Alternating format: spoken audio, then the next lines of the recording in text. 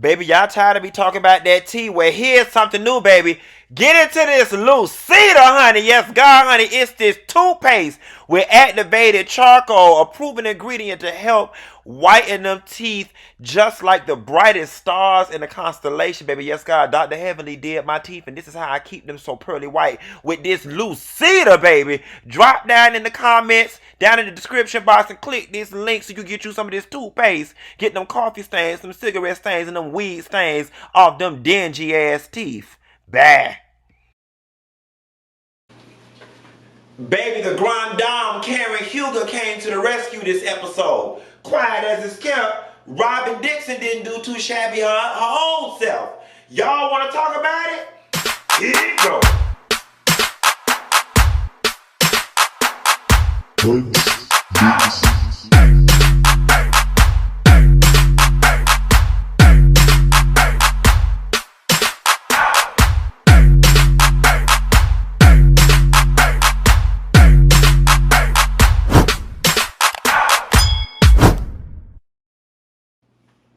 Nessa girl, did y'all get into this last episode of the Real Housewives of Potomac? I'm going to tell you something. If I never had any respect or love for Karen Grand Dame Huger, after this here episode, I just gained so much respect for her, and it's made me sit down and take an introspective look at myself to figure out how can I better service the friends and family members and people in my life that I love and I care about. I don't give a good goddamn what nobody say. That last scene of this episode with her, Candiace, and Wendy was one of the realest, most honest, most genuine, most purest reality TV show scenes that I have seen and experienced in a very long time, and we are going to talk about it. Now, the episode opens up with Juan and Gizelle, going ring shopping for Robyn. Now, I'm not a jewelry person, right? I'm not big on jewelry and jewels and diamonds. I really don't care how much money I ever amass. I don't think that I would be one of those people that would go buy expensive diamonds. I may buy some pieces, and me personally, I'd be satisfied with Swarovski crystal or cubic zirconia because it all shines the same. Like, you could show me a $2 million diamond, and I promise you, in my brain, it would register to me the same as a cubic zirconia. My brain doesn't process the value for whatever reason. So when Juan pulled out the ring and the lady said it was $8,900 or some change, I was thinking to myself, okay, that is really good. I mean, that's a nice piece of value for somebody to be walking around with that on their finger. I mean, if you get backed up in your rent or your mortgage, that's a cute little piece of pull-off. How much can I get for this? This ought to get me 2 to 3 months until I get back on my feet and So I was okay with it, but then I listened to what some of y'all was saying, and y'all was going in talking about it was fake diamond, and one girl said she'd rather have 1 carat of real diamond than $8,950 of that fake shit. Nevertheless, the ring was pretty to me, and hats off to Juan for even wanting to buy Robyn as a damn ring, considering the fact that they really ain't got much money because she ain't dead, and then she did all this with the house. Lord, what y'all already know with this hand. See, so this is the all this hand, and it's the Nene Leakes Vanna White Reed hand. I can already tell you for the rest of the year, this is going to get me in trouble. I'm already in trouble. Oh, Lord. I can literally sit here for the next 15 minutes and do this. But I'm going to try to focus. So Monique and Earl start setting up the event. She starts talking to Chris's godfather. And I'm going to tell you where I gained a lot of respect for Robyn, right? I have always said this, and if y'all go back to my season 1 Housewives of Potomac videos, Robyn was actually my favorite. I related to Robyn the most. Robyn was like, she was the around the way girl that was just like very honest and down to earth. And even now, Robyn is extremely relatable. And I'm still holding out for Robyn because I like her a lot. I really do. But it's something about when Robyn comes onto the scene in conjunction with Gizelle, she becomes a different person. It's the Robyn in the company of Gizelle that I do not like. The Robyn under the influence and the spell of Gizelle that I do not like. But when Monique sat down on the thing and she called Robyn, I was expecting Robyn to be shady. I can honestly respect Robyn saying, I need to think about it. You know what I'm saying? Now, low-key, that was cold for Gizelle, and that was cold for I need to call Gizelle and get permission to go or whatever. But I could respect her for not throwing shade or not just arbitrarily being nice or being rude to Monique on the phone, greeting her warmly and then saying she was down to go. Then Monique moves on to calling Wendy. Here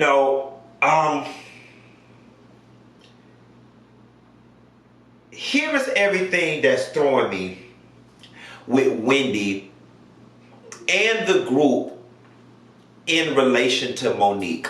And I've said this before. Wendy was like, instead of saying yes or no or thank you for the invitation and I'll think about it like Robyn, Wendy wanted to go into this diatribe about, well, the last time I saw you, you weren't remorseful, and so I'm not understanding, and I don't know if I want to come to an event, and basically, are you remorseful yet? And I'm sitting here looking at my TV like, number one, who are you talking to? I'm not a child. I'm not your child. Number two, who are you to try to browbeat somebody into submission? And number three, Monique did not hit now one of y'all.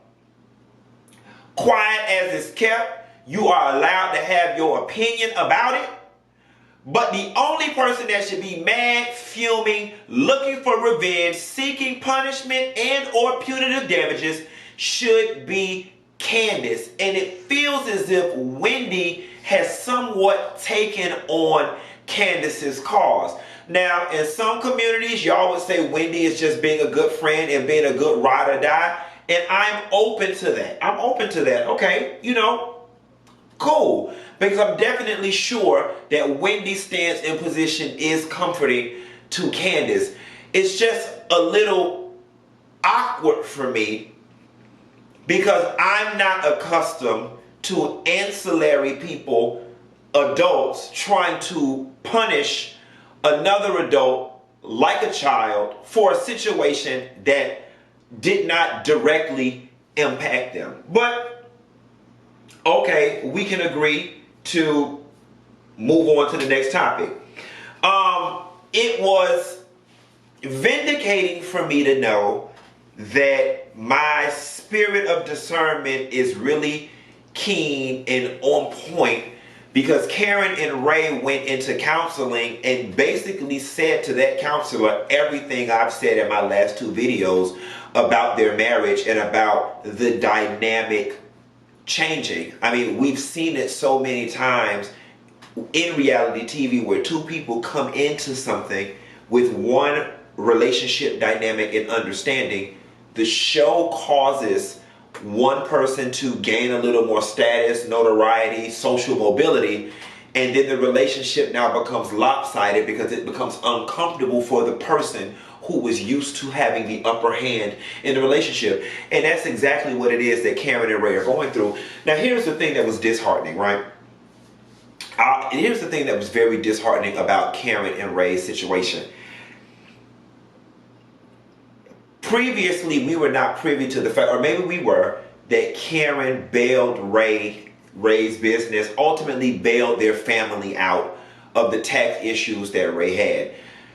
And it is a slap in Karen's face that you are complaining about the woman I'm becoming in media and in business and in the public, but it's that woman, those causes, this show, and that business that allowed me to pay off the tax debt that you got the family into. So I know deep down inside, Karen is feeling like, Negro, you got big nerve. If it wasn't for me being all this, our ass would still be under the water with the damn money. So Ray, what the hell are you talking about? You can't have your cake and damn eat it too. Do you want me to go back to being subservient, Karen, and we be over here broke, getting put out of Potomac with the IRS bamming on our door and Robyn and Gizelle bringing pizza to our house? Or do you want to live comfortably knowing that and I'm sure it's been a slap to Ray's ego. This is his third retirement per his own admission, and they are far enough in this season that I'm sure the ladies are making some substantial money. You know, I don't know, but I would imagine anywhere between $500,000 and $800,000 these women are probably making. That being said, Karen is probably raking in more money than Ray is right now. And that's probably unsettling for Ray for so many different reasons, right? So number one, when you factor in the fact that Ray is 70 and Karen is in her mid-50s, you know, men of Ray's generation and of his age, they planned 40 years ago what 70 would look like. And for Ray, that is watching reruns of In the Heat of the Night and Andy Griffin while sitting on the porch or in the backyard in a swinging chair, drinking tea and lemonade out of a mason jar, overlooking the peach orchard. That's what 70 plus looks like for Ray. That's what he planned in his mind with his wife. That's not what's going on right now. Not to mention the fact that Karen now has resources, which gives her a bit more power in the relationship. Not to mention she's become a public figure. Not to mention she's substantially younger than Ray. I would not be surprised if Ray is also feeling, my God, what if she finds a younger man more appealing at this juncture in her life? She now has access to this pool of people that she didn't once have before, and now having her own money and resources, I don't necessarily have the control over her that I once had, or she doesn't necessarily have the incentive to not do certain things that she once had because she now has resources. And not that I think Karen is that type of woman, because I honestly believe that she wants Ray and don't want nobody else. Like, that's what she gives. Because any other woman who didn't, they would be paying Ray's ass any attention, wouldn't be trying to fight for the marriage, and damn sure wouldn't have got mad when he said he thinks he's in love. She'd have been like, oh, that's my license to go out and fuck the pool boy. You know what I'm saying? So it was very interesting to see that, but I am glad that they are allowing that to play out and that they are trying to find a middle ground. Here's what I honestly believe, right? The show is not going to be on forever. I think they should really negotiate. I really think Ray should give Karen like a 3-year period to just do her.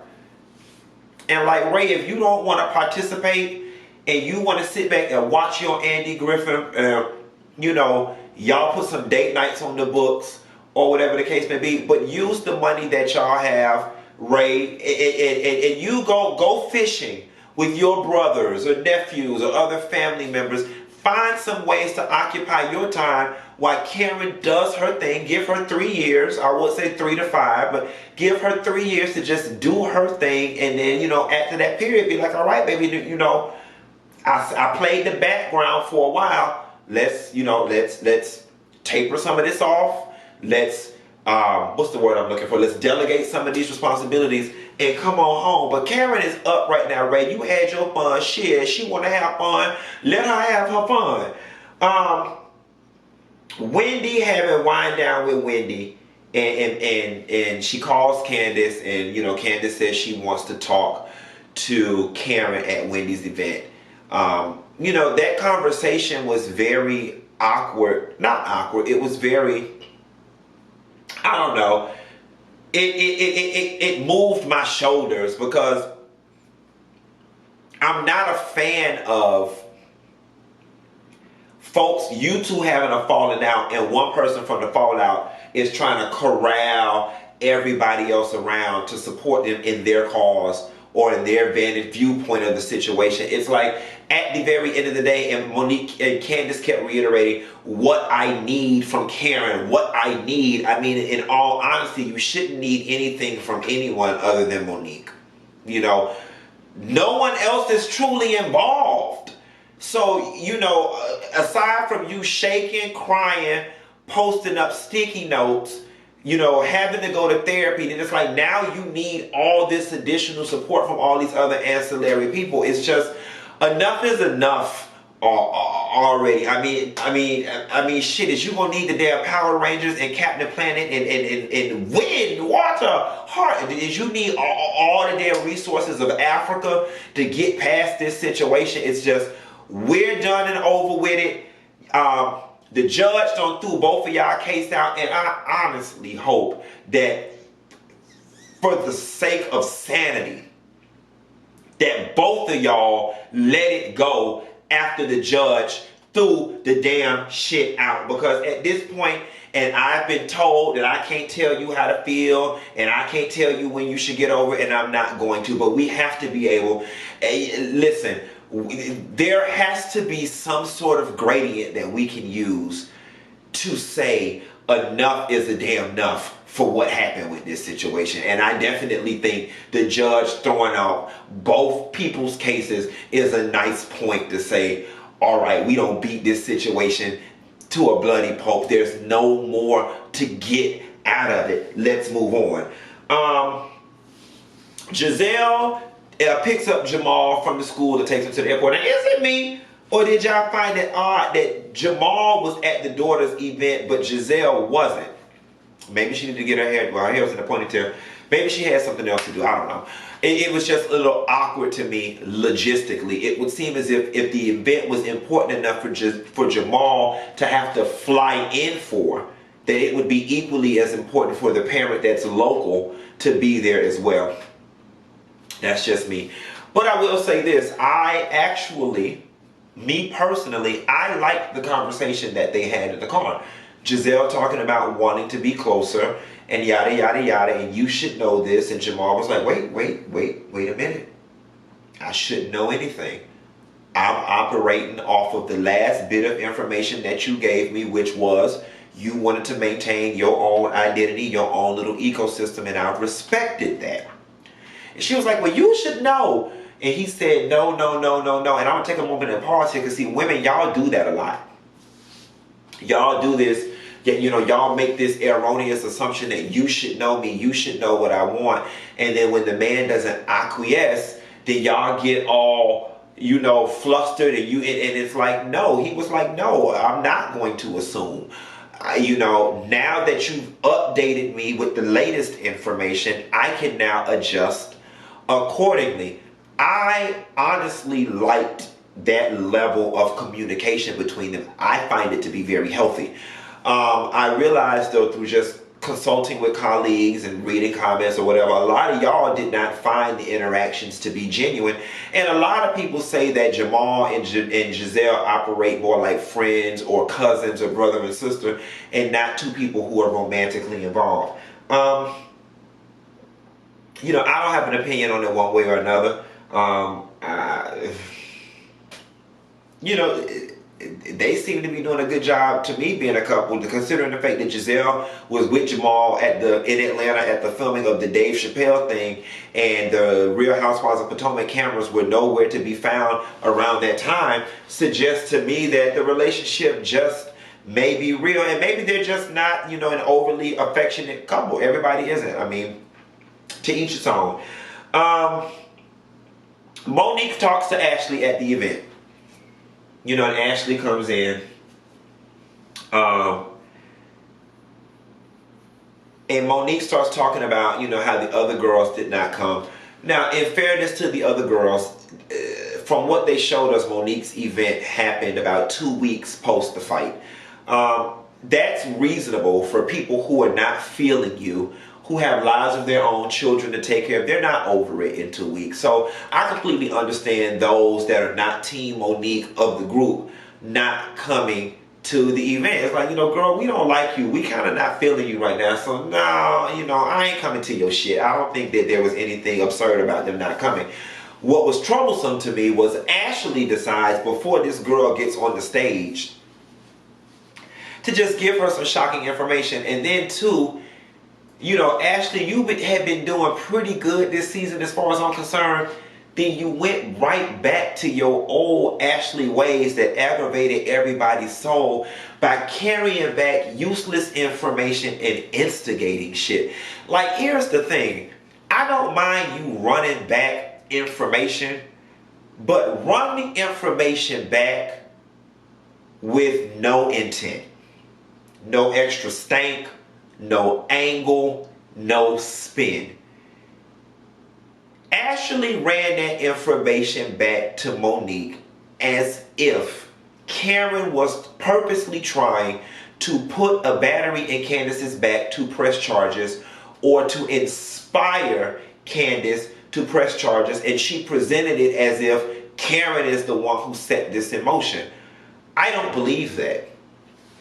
I believe Karen, in her best effort to support Candiace, was simply saying, if a bitch hit me and it was within my right to press charges, I would press charges.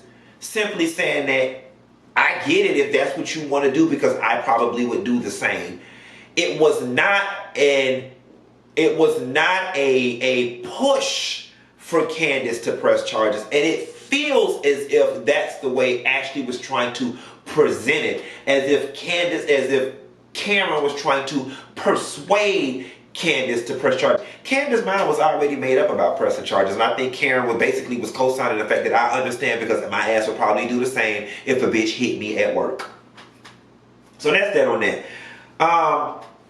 Robyn tells her parents about her taxes, and then Juan proposes to them. Is it me, or did y'all find it awkward that Robyn, like at 40 years old or however old Robyn is, like was scared to talk to her parents as if she was going to be in trouble? Number one, I didn't understand why it was the big thing for you to discuss with them no way, especially if you was not going to ask them for the money to help you pay for it. And your mama was like, she had already seen it on the Instagram. My mama would have had to call me and ask me what it was about and if I needed some help before I discussed it, because at this age, my finances ain't got nothing to do with yours. And the way my family set up, bitch, once I graduated college, they was like, baby, whatever the fuck going on in your life ain't got nothing to do with us. We really don't care. If your credit bad, your bills backed up, your student loans in default, that shit ain't attached to our social, and that is your problem. So I don't understand why Robyn shrank and relegated herself to a 12-year-old girl who broke curfew when it came to her grown lady bills with her grown man husband in their grown person world. But then again, maybe my vantage point is just steeped in the fact that I don't come from as close-knit of a family. And maybe my logic is flawed. I don't know. I'm open to being wrong and understanding different perspectives. Y'all drop that in the comments and let me know. But I just found it odd that you was grown, you make your own money, and you felt scared to talk to your parents about an issue that, quite frankly, was not even, that you didn't even have to talk to them about. Like, I don't know how many of y'all sit around and discuss the inner workings of y'all financial business, whether your parents catch wind of it or not.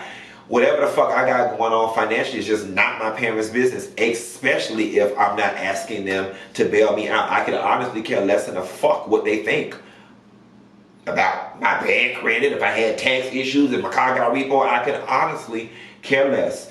Juan talks to them about proposing, and they were like, good, y'all should. And as far as I'm concerned, that's another thing with that ring and Juan re-proposing. I mean, listen, y'all are already married in the grand scheme of marriage. You know what I'm saying? It's to be quite honest, I think it's going to be, and it could be cutesy if y'all did a little wedding. But honestly, what y'all just need is the legal side put back in order. To be honest, I wouldn't even do no big old damn wedding. I would just go down to the damn courthouse, because it's not like you gonna walk down the aisle in a white dress, and then after you exit the church, something in your life is gonna change. Y'all going right back to the current life that y'all are living. So I'm not really understanding, outside of the legal paperwork that needs to be filed and processed, why this proposal and this wedding is being made into such a big damn deal. Wendy's event, and Robyn shows up with that burgundy wig on. Lord, just when I thought Ashley and Mama Sheila took the award for bad wigs, Robyn, you would have been better putting on one of them baseball caps you was trying to sell instead of that burgundy party cap. It just wasn't nice. It wasn't nice, it wasn't polite, and it was not for the glory of the kingdom. God is not letting people through the pearly gates with them kind of wigs on. You know, he taking lace fronts, lace closures, half wigs, but burgundy, candy corrupt, synthetic is just not for the glory of the kingdom, and you will not be nobody's angel wearing that wig.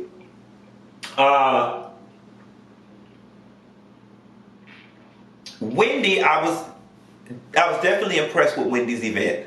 I love the way she handled it. I love the way she moderated it. I love the information that was coming out. I love the fact that of all these, because y'all know how I feel dating back to Basketball Wives and Shawnee them, with these women empowerment by women who ain't got the tools to empower a damn jelly bean. I always want to give out information and charge the girls $75 to eat some stale finger foods and leave with a Capri Sun and a gift bag full of free shit they got from God knows where on Instagram. When, in the name of women empowerment, that Wendy actually had an event of substance that people, in my opinion, based on the snippet that I saw, left with some tangible information that they can employ in their lives to inspire and affect change. Shouts out to Wendy for doing that, and all of that falls in Wendy's wheelhouse, but it was just good to see that this just was not some bogus ass event. In the midst of all that, doing that, Gizelle took this as an opportunity, as she always does, to be messy and spill out on the table somebody else's personal business, bringing up the fact that, Karen paid raised taxes. And here's the thing that I don't understand, especially for somebody who was formerly married. I don't see what the big deal is at. I thought that what's mine is yours and what's yours is mine, and we married and all our money is in the same damn pot. So quite frankly, Ray's tax issues were Karen's tax issues. Whether they were in Ray's name or not. If Ray could not pay the mortgage because he had to pay IRS or go to jail, Karen is homeless. Therefore, Ray's tax issues are Karen's tax issues. That being said, Karen's money is Ray's money, because if Ray has to stop paying the mortgage, Karen ain't just going to sit there with her money and say, well, we finna get evicted and not pay the damn bills. She going to pay the damn bills. That's what married people, couples, people who cohabitate do. I'm not understanding why it's such a big deal, but I guess, it's reality TV and we need something to gossip about and keep things juicy. So, hey, why not? Then here's where things go left. Candiace decides that she was going to pull Karen to the side and talk to Karen about the situation. So here's the first thing.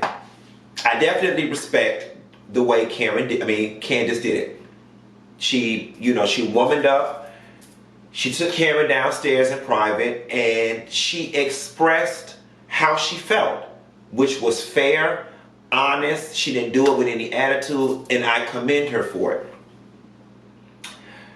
Karen, in the most auntie, motherly figure of the way, completely shut Candiace down, and you literally watched Candiace shrink when Karen hit her with the just last year you were basically the outcast of the group and in the same situation to a lesser degree that Monique is in, and I didn't take sides in that situation. I supported you even when I didn't agree with the things that you were doing. I supported you, and in that moment you saw Candiace did receive it.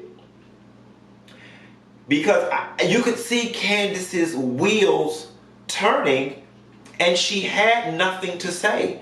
You know, and I liked that exchange because Karen was firm and she was like, and I did for you then the same thing that I'm doing for Monique now. That's fair. Whether you like it or whether it's a response that Candiace wanted, it was fair. It was a fair response. And I really wish that the conversation would have been able to play out without Wendy coming down and interfering and being the mouthpiece for Candiace's unspoken feelings, because her and Karen were having a good discourse. And Wendy comes in and gets involved, and Karen, you know, the tones get elevated, and Karen is forced to say, you know, I will not be browbeaten by any of y'all into turning on Monique or taking whatever position it is y'all want me to have. And I'm going to ask the question now that I asked 200 times. You can see I'm losing enthusiasm because I just feel like a deflated balloon when it comes to this issue.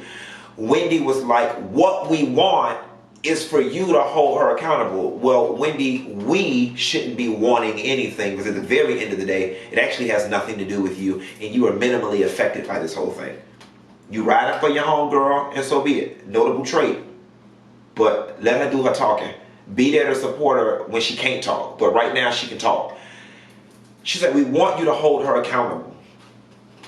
And I'm still yet to figure out what they mean by that. They keep going back to the scene where Karen says, Monique, you were wrong. Now I'll support you and I'll walk with you and hold your hand, but you were wrong and you cannot put your hands on people. Now it did not sit well with Candiace and Wendy when Karen went into the whole mental illness thing or whatever. Personally, Karen, I do feel like that was a reach. You know what I'm saying? I don't think Monique has mental illness. I don't think that she has anything going on that requires psychiatry. I think perhaps a little psychology, and I think a little, you know, truly being honest about her being upset. Listen, y'all, you know, this is very simple. It's really very simple.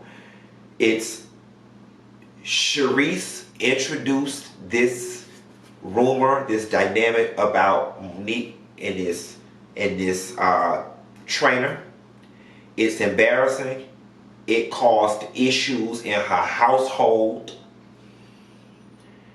And then when it appeared, whether it's true or false, when it appeared that Candiace was canoodling with Charisse, it infuriated Monique. But because we're adults, you're not allowed to say publicly, I'm mad that you're being friends with somebody that I'm not friends with, because it makes you look childish. But that's really what Monique wanted to say, and that's really how she felt. Emotions boiled over because you're already mad with Candiace and Charisse and the whole situation. No matter what Candiace does, it was going to upset you because there was an underlying reason why you were mad. And in that moment, your emotions boiled over. Alcohol was involved. You had already been annoyed and been holding on to it for so long, and you popped off. It's really that simple. It don't require no psychiatry. It don't require Monique having 900 counseling sessions. It just requires a deep level of introspection and honesty. You know what I'm saying? And I really feel as if Candiace and Monique would have just both been unadulteratedly honest, if that's a word, with each other long before this. this situation would not have exploded to this point. But I will say this, I've gained a lot of respect for Karen because, you know, a lot of people would have been beaten into submission for the sake of going along to get along. And what I love about Karen's personality and who Karen is, and maybe it's because she's older, she really doesn't give two fucks about being part of the sorority. That Gizelle is the president of. Gizelle is the president of the chapter. And everybody else wants to be subconsciously or consciously part of the Gizelle and Robyn ran sorority. They all do. They all vie for it. Karen is the only one who care less than the hell about being in the good graces of Gizelle.